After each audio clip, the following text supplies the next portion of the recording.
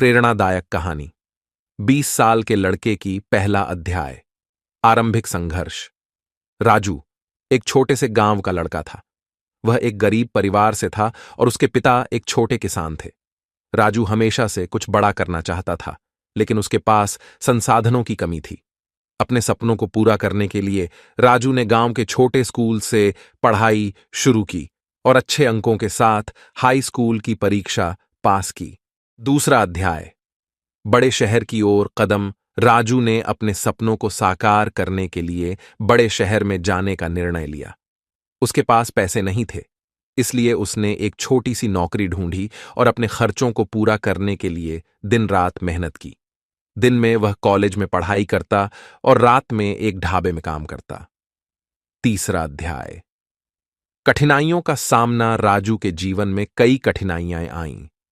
कभी कभी उसे पर्याप्त खाना नहीं मिलता और कभी कभी वह थकान से चूर हो जाता, लेकिन उसने कभी हार नहीं मानी।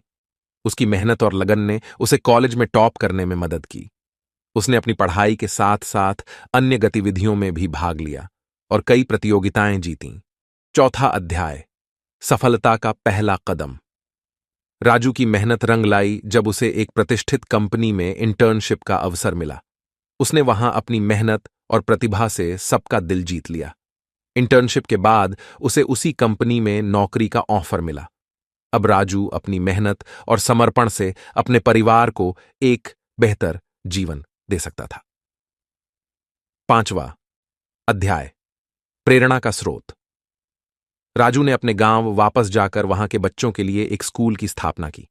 उसने अपने अनुभवों से सीखा कि शिक्षा ही सफलता की कुंजी है। उसने गांव के बच्चों को प्रेरित किया कि वे भी अपने सपनों को पूरा करने के लिए कड़ी मेहनत करें। उपसंहार। सपनों की उड़ान। राजू की कहानी हमें यह सिखाती है कि कठिन परिस्थितियों में भी अगर हम मेहनत और लगन से काम करें तो कोई भी सपना असंभव नहीं होता। उसकी मेहनत और समर्पण ने उसे न केवल अपने जीवन में सफलता दिलाई, बल्कि उसने अपने गांव के बच्चों के लिए भी एक उज्जवल भविष्य का मार्ग प्रशस्त किया।